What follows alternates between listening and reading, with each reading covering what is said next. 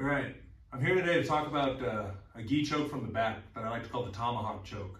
I kind of named it, I definitely didn't invent it. It's kind of a variation on a bow and arrow. And bow and arrows, I prefer them because they're so strong because they involve using the legs to submit your opponent. But sometimes if you're not flexible or your opponent knows what you're doing and they defend it, it can be difficult to get into the bow and arrow position. And then the Tomahawk choke becomes your next best option, okay? So I'll break it down for you. And I'm gonna show the bow and arrow first, okay? So the bow and arrow choke is pretty classic.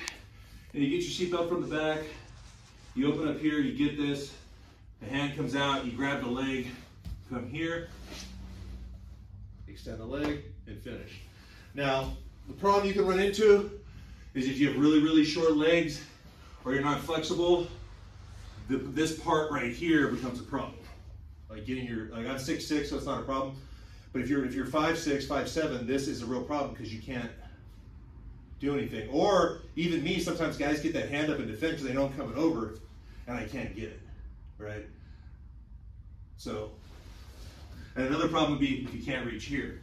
So if you go for the bow and arrow, you can do the Tomahawk as its own attack or as a counter to a bow and arrow, but what I'll do, especially if I don't want to fight to get the bow and arrow like I might have to, I'll come here, pull this out, and this is coming behind like a tomahawk, like here, chopping a tomahawk, pull here, chop here. Okay, so I'll kind of show it from some different angles for you guys, so you guys can see it.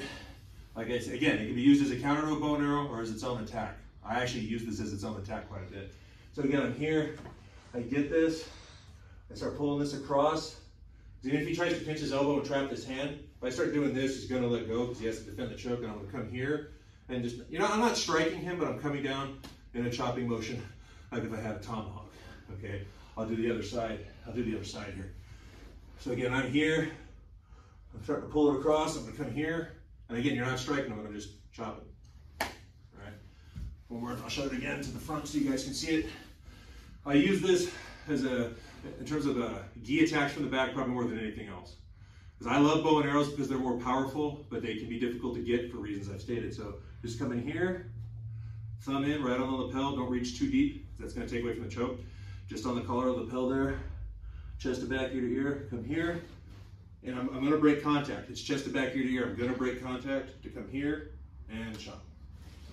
Okay, so again, it's just a little variation and to differentiate the move in training. I started calling it the Tomahawk choke because I can't say go for that choke where you push the head down because there's other chokes like that. So that one, Tomahawk choke, great addition for your gi game when you're on someone's back.